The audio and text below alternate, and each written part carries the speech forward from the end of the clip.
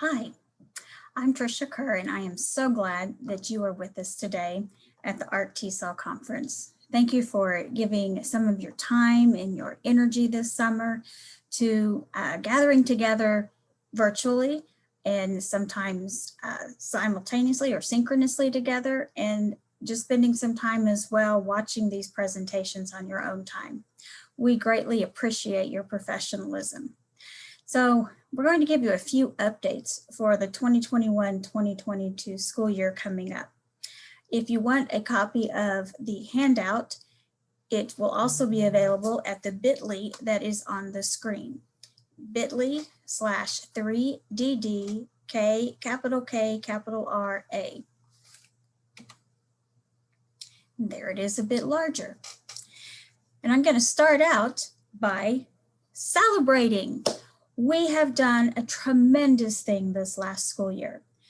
In the midst of a pandemic, all kinds of challenges, quarantines, having to sanitize everything to give ALPA 21 tests, to teach, to just be at school safely for those who are at school, for learning creative ways of teaching and reaching our families. I know that many of you, if not most of you, have spent time feeding kids, delivering meals, taking materials to families, just thinking outside the box in ways that maybe we had no idea before this pandemic. But one thing that I have noticed that's come to the surface throughout all of this is the needs of our English learners became more apparent. The discrepancy between sometimes what they have had access to and what they need has shown up, but so has their resilience and their strength shown up this year. Our multilingual learners are doing well. They are coming to school, they are participating, their parents want to be there, and they want to support and work alongside you.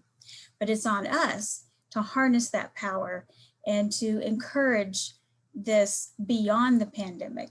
We're going to talk in a few minutes about some funds that you have access to that you may be able to help determine how those funds are used at the district level. So give yourselves a pat on the back, celebrate. You have done a phenomenal job just by being at this point after the year that we have had. So why are we in this whole time period, or this whole practice of educating English learners? Where did this begin? And I always like to go back and remember that Kenny Lau in the San Francisco schools and the people who advocated on his behalf in the court case of Lau versus Nichols back in 1974, they recognized that the services being provided to these students were not equitable. Everything was in English. They had the same materials, same teachers, same everything as any other student, and they were not being successful. So one thing that I like to keep in mind from that court case is this, a statement that comes from the decision in there, and that there is no equality of treatment merely by providing students with the same facilities, textbooks, teachers, and curriculum. For students who do not understand English are effectively foreclosed from any meaningful education. This was what began the requirement in our American school system for ensuring that we provided services that specifically addressed the English language development needs of our students. The terminologies may have changed over the years. Limited English proficient, English learner, multilingual learners. We're becoming more inclusive, more aware of the assets that our students bring and harnessing those assets to help them learn English in a more academic way so that they can be just as successful as any other student in the school system. But it didn't stop there with Lau versus Nichols. One thing that came later was the Castaneda versus Picard case, which was designed to ensure access to an equitable education. And there are basically three prongs or three premises in this Castaneda framework. The first one is that we should be selecting programs based on sound theory and or high quality research findings. So whether you choose to do embedded English language development, or you choose to do a newcomer program, or you choose to use a certain curriculum or certain approach to providing ELD classes directly, all of this must be based on a sound theory or high quality research finding. Then, however it was designed to be implemented, we're responsible for implementing those programs well with sufficient resources and personnel. Then, once you've implemented it, the third prong is that we should be engaging in ongoing evaluation efforts to examine the effects of these services and these programs and to ensure student progress. If things are going well, we'll keep doing what you're doing. If the gaps are not being reduced between our multilingual learners and our English-only students, or the language track that the students are on, they're on track to English language proficiency, if it isn't keeping up with where it should be, then those are reasons that you may want to reevaluate and see what other programs are out there based on a sound theory and implement those. What's kind of neat about all this is that this ties in beautifully with Arkansas's cycle of inquiry model that is built into our Arkansas ESSA plan. All throughout the state, everything that we are encouraging districts to do to improve education for students so that we are transforming education in Arkansas is based on this plan, do, check. It's almost identical to the Castaneda versus Picard model. So just like with Castaneda versus Picard, we need to be planning what to do, to design and revise a data-informed plan for improving learning and resources allocation. Then do what we plan on doing, implement it. Then check, assess, and see, is this working? Are we getting the effects that we want?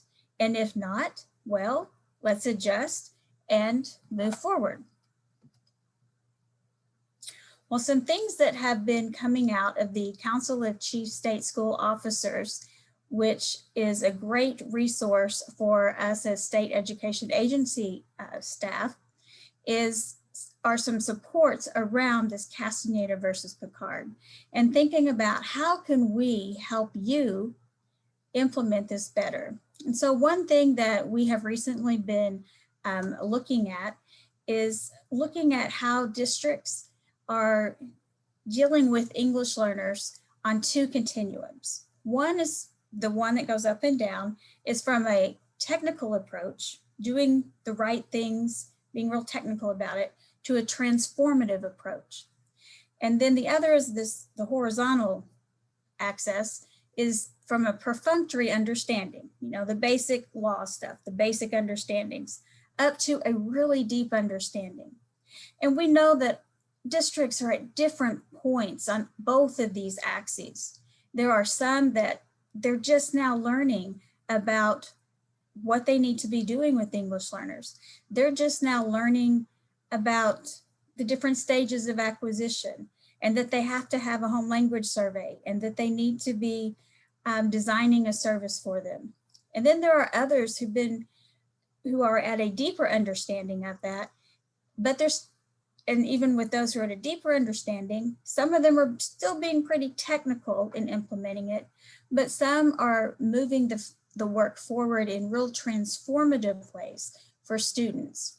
I often think of districts who have that deep understanding about what's supposed to work with English learners, and they're getting a deep understanding or a good knowledge of the professional learning community approach, and learning how to really transform education for students by being very collaborative. You might be different places on this continuum. I mainly share it with you now to let you know we're going to be doing more work over the next year or two around this framework to see how we can better support you in improving where you are at, both equipping you to know more and to be able to approach education in a more transformative way for our English learners. So you can see how things will move from a technical approach to a transformative approach. At the beginning, when we're technical, we're more concerned about following the law. We often are looking at individuals to pull this off. It's often limited by external or self-imposed constraints. And a lot of times we can get stuck in the idea of emphasizing compliance, but we want to move beyond compliance because that's not our whole point here. We want to look at a more transformative approach. So there are three areas, the prongs of the Castaneda approach. The first one is, if you're in a transformative thing, you're basing decisions on sound theory and research. We're going to emphasize deepening research across the state, but you could do it across your organization. We're going to focus on articulating a sound theory and evidence-based programming and developing a critical lens. Then you can see prong 2 looks at, are we implementing our programs with sufficient resources and personnel? Well, that's going to take the ability to examine whether funds are being spent to support a coordinated plan. Are we stretching the capacity over the entire organization so that English learner advocacy doesn't rest with just one leader or one office? We need to get outside the ESOL office. We need to get beyond the ESOL coordinators. It needs to be more all-encompassing, to have a system-wide vision for what's going on, and then to have that ongoing evaluation. So 3 principles that we will be moving forward this year is encouraging you and looking for ways to help brainstorm with you and to provide opportunities for you to collaborate on these 3 principles. How can we elevate support for EL students and families as an urgent priority and focus on that asset-based foundation for continuous improvement? We're going to partner with stakeholders to ensure continuous improvement efforts are targeted to address our students, families, and community needs. Right now, a key way to do that is, as you're deciding how to use ESSER funds, are you doing so in ways that ensure that the needs of our English learner students and their families are being taken into consideration? And then we're going to continue to develop tools and processes to help you use data to inform continuous improvement of your programs and services. We're going to be asking some of you, what are you doing to do this? And see if we can maybe put together a toolkit to help each other. So I do want to encourage you. I know there's a big effort in Arkansas around the professional learning community model. This is an excellent model for English learners, and we need to be at the table. We need to be involved in those conversations. There's a great focus on learning. They have 4 core questions that are in a professional learning community, and it's what we know we need to do for English learners as well. We need to be clear about what we want students to learn. We need to be clear about how are we going to know if they've learned that, and are we really tracking to see if they've learned that on a timely manner. And then for those students who don't learn, well, what systematic process is in place to provide that additional time and support for those students? And then for kids who already know that, well, what are you going to do about it? And then the focus on collaborative culture, working as a team, having classroom teachers, instructional facilitators, administrators, ESOL teachers, ESOL coordinators, special education staff, all working together to improve education and to look at what we're teaching and how we're teaching it, so that we can focus on results and then take action based on those. So I'm not going to go into great depth on any of these tools that I'm providing you, but I wanted to give you some that you could access to look at based on your local situation. So we're going to pop out and look at some of these real quickly. The Council of Chief State School Officers provided a self-assessment tool that local leadership could use to determine how are they working with English learners. So this tool, if you were to look at it, it has several different areas that are aligned to the access and equity for English learner students and families during COVID, which takes schools from COVID to beyond that time period. So you'll see for each area, there are some actions you can do, some reflection questions, and some possible indicators as to how you're doing in that field. So it addresses areas such as district leadership, family and community engagement, instruction, assessment, professional learning. Those are the areas. So I encourage you to take a look at that. Next, I provided this to the Listserv, but I wanted to make sure you had access to it here as well. ESSER funds, ESSER 1, 2, and 3 have been released to the state, to districts, so that you can have extra funds to meet the needs of your students. And while these are based on the Title I formula, they are not specific to Title I. There's no supplement and supplant requirement on it. It is designed to be used to meet the needs of students. Specifically, English learners are called out in the ESSER descriptions of how you're using those funds.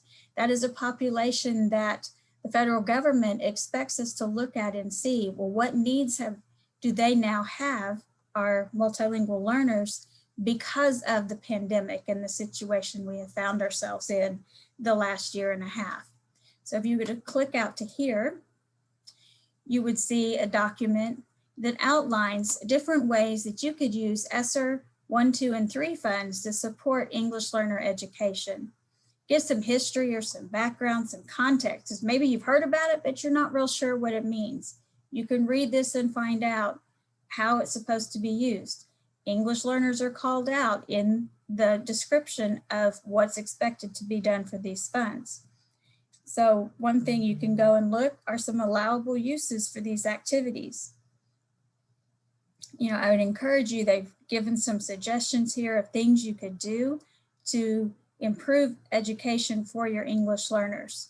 There are some ideas of how to use those funds specific to the unique needs of students. So I'd encourage you to check that out. Whoops, sorry. But now I'm going to address a few updates specific to Arkansas for this year. The first one's real quick. You know how we had the provisional identification process for the last year. We are no longer going to be able to make that available. That was put in place just so that we could screen students who are potential English learners who were not able to come in person due to concerns about COVID. So from this point forward, the Secretary Cardona with the U.S. Department of Ed and President Biden are highly encouraging and expecting districts to be meeting in person and to have students able to be on campus. Even those who would choose to do virtual instruction as an instructional model should be able to be on campus. And in Arkansas, we have had our students on campus for the vast majority of the year and had a phenomenal participation rate in ELPA 21 as well. I think about 97%. So from this point forward, we're not able to do the provisional identification process, and it will be removed from our website. In just a minute, I'll share some brief updates on ELPA 21 for this school year, some updates on the District English Learner Plan, and some updates regarding Transact parent notices. So what's the news about ELPA 21? Well, the dynamic screener opens on August 2nd. The 2021-2022 live binder will be available on the ELPA 21 webpage in late July. You can access the webpage by clicking on the ELPA 21 title on this slide. One thing that's changed on the screener for this year, the only thing that's changed, is the future kindergarten. Not kindergarten, future kindergarten. So your incoming kindergartners can take the future kindergarten screener up through the first 30 days of school. That screener, the proficiency definition has changed effective August 2nd, 2021. On that specific screener only, if the students obtain a domain score of 3 or higher in all 4 domains, listening, speaking, reading, and writing, they're considered proficient. You can consult the live binder for further information. And then finally, the last update for this year is that the preliminary testing window, as announced on a commissioner's memo for spring 2022, is February 21st to April 8th. So what about our district English learner plan? All districts are required to complete this. Title III districts submitted this in their application on June 25th. All other districts will submit this October 1st in IndoStar. There are 3 updates included on this year's English learner plan. The first is we added an additional assurance that you're required to ensure meaningful communication with LEP parents. This means that you are going to assure us that you are making sure that items are translated, and one way to do that is to use Transact parent notices faithfully. Another way is to get items that you need translated, and you can host those in Transact parent notices. You'll also obtain interpreters as needed for, one way to think about it is any time that you're wanting English only parents to know something, to participate in something, you need to make sure that parents who don't speak English proficiently can do so as well with an interpreter or translation. As you know, we've had distance learning added to our instructional plans the last year, and we are asking that you add any distance learning ELD descriptions for your full-time virtual and blended options if you've offered that in your district. So this is where you'll want to make sure you've talked to the person who's done your distance learning plan and you've really thought out as a team, well, how does ELD look for those in full-time virtual or blended? And you will describe that on your district English learner plan. And finally, the third change is we have always been working with you through our regional specialist and offering training, and we'll continue to offer training and guidance on this. We highly encourage that you have a district ESOL program guide. This program guide ensures that you have a process in place to do the various components that are necessary so that everyone in your district knows who is doing what in regards to your ESOL program. We are asking that if you have one of these, that you include the web address or a tiny URL or a bit.ly to that document on your application. It will not actually hyperlink, but if you can include, type it out, we can copy and paste and locate it. And then one thing I provided here is, I know often people have questions on, but what is English language development and what is access to core and what's some research around that? I linked a presentation I did earlier in the school year with curriculum coordinators around English language development and access to content support. I would encourage you to maybe look through this presentation. There are some references to a couple of key articles around this topic. So I would encourage you to look into that further. We're going to be offering further training and work this school year, especially around ELD and what it is. And, when we say embedded ELD, what do we mean by embedded ELD? Who is that really designed for? We're going to be offering some clarifying communication around that, as the original committee of, or the advisory group that worked together on coming up with those definitions and codes really intended that embedded ELD to be for students who are at higher levels of proficiency, whose language demands are similar to the language demands of grade level English students. So it is natural to embed instruction in language for those students, but for your newcomer students, it's not so natural.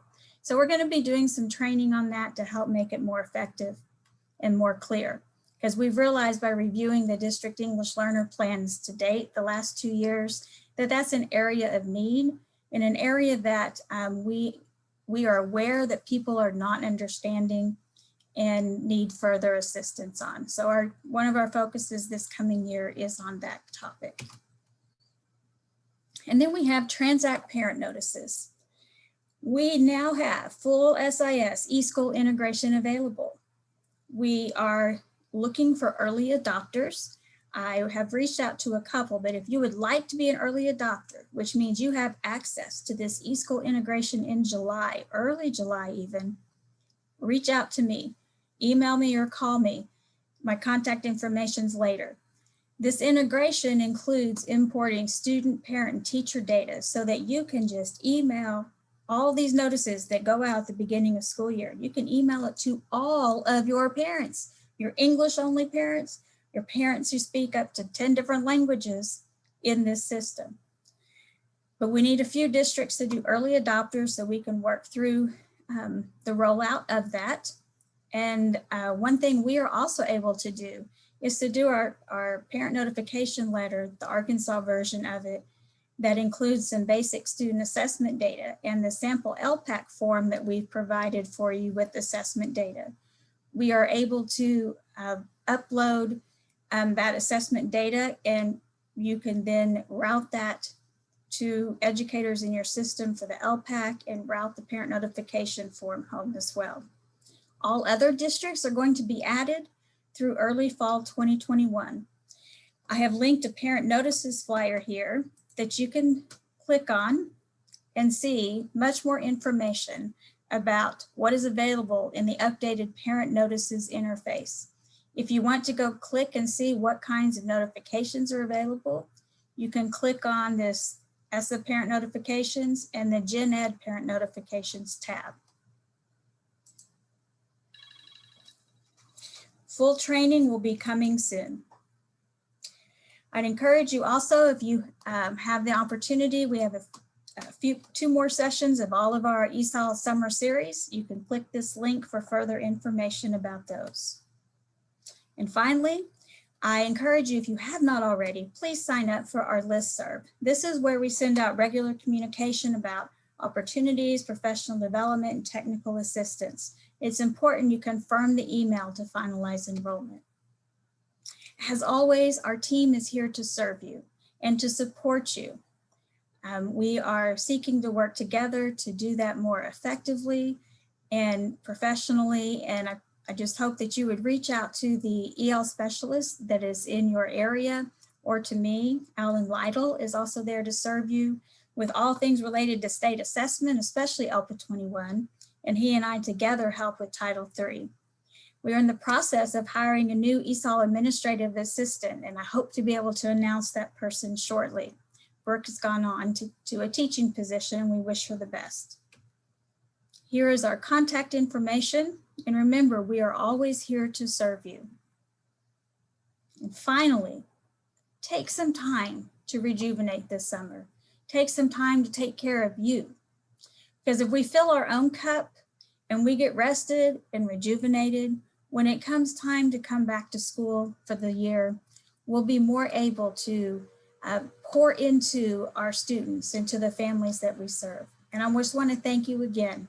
Thank you so much that you care about our English learners, you care about our multilingual families, and you do make a difference child by child. That's what this is all about. So thank you very much. Have a great rest of your day today, and I look forward to visiting with some of you in the question and answer session later. Thank you.